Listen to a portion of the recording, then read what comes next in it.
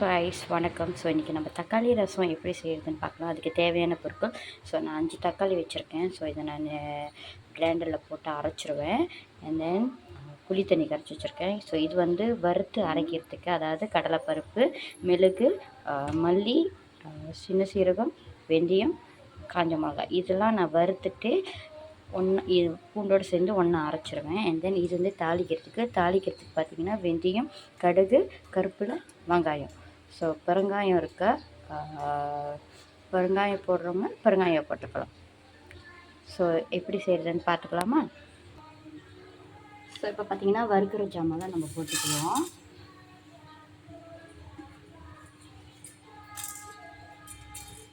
So அந்த வாசனை வர அளவுக்கு நம்ம வந்து வறுத்துக்கலாம்.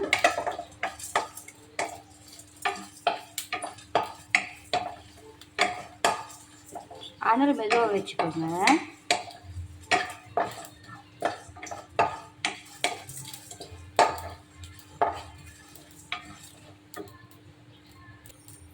ஸோ எனக்கு வாசனை வந்துருச்சு. ஸோ அதனால் நான் ஆஃப் பண்ணிட்டேன் அடுப்பை. ஸோ இது பார்த்திங்கன்னா நல்லா ஆறிட்டோன்னே இதோட நம்ம பூண்டு வச்சுருந்தோன்னா ஸோ பூண்டையும் சேர்த்து நல்லா அரைச்சிக்கலாம். ஸோ நல்லா இல்லை கொஞ்சம் நொரனே அரைச்சிக்கலாம். ஸோ வறுத்ததில் நான் அரைச்சிட்டேன். என்ன தக்காளிக்காவும் நான் அரைச்சி வச்சுட்டேன்.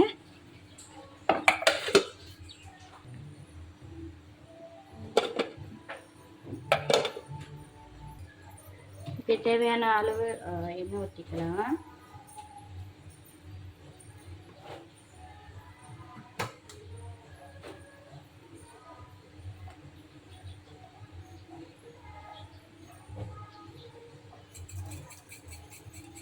வெந்தயம், கடுகு,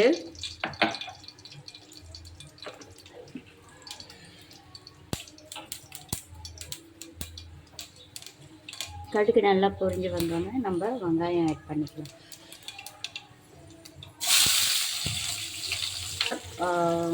கொஞ்சம் லைட்டாக வதங்கினோன்னே ஸோ கருப்புல தென் 3 பச்சை மிளகா.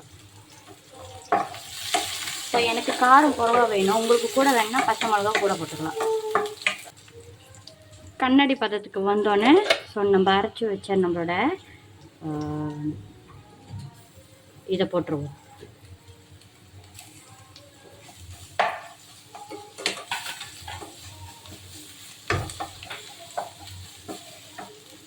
இப்போ புளி தண்ணி சேர்த்துக்கலாம்.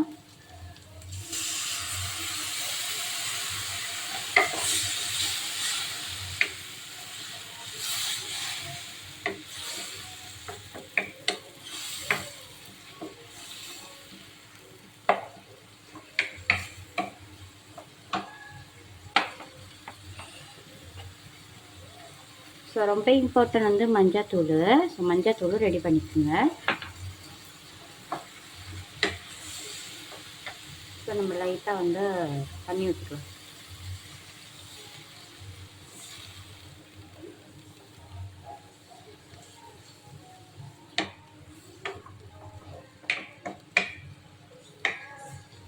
ஸோ தேவையான அளவுக்கு உப்பு போட்டுக்கோங்க.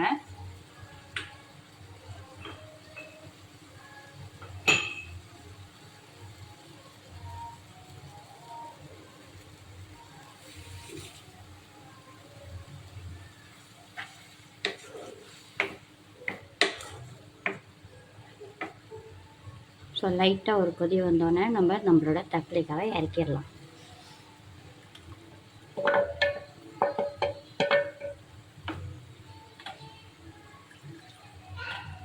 கொஞ்சோண்டு தண்ணி,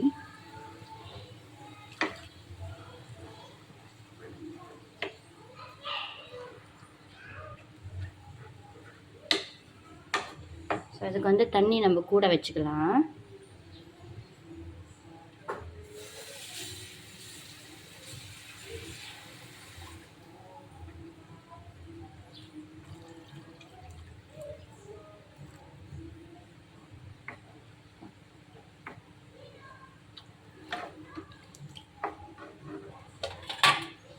ஸோ உங்களுக்கு எவ்வளோ வேணுமோ ரசம், ஸோ அந்த அளவுக்கு நீங்கள் வந்து தண்ணி ஊற்றிக்கலாம். ஸோ எனக்கு இது போதும். ஸோ அதனால் வந்து ஸோ எனக்கு இவரோட வாட்டர் ஸ்டாப் பண்ணிக்கிறேன். அண்ட் தென் மஞ்சத்தூள் நம்ம போட்டுக்கலாம்.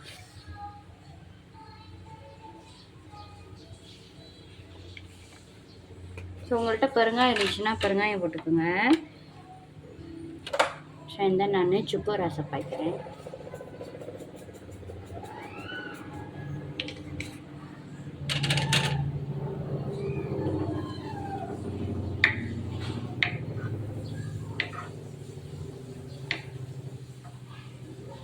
ஸோ அவ்வளோதான். ஸோ அந்த கொதி வந்தோடனே நீங்கள் இறக்கி வச்சிடலாம்.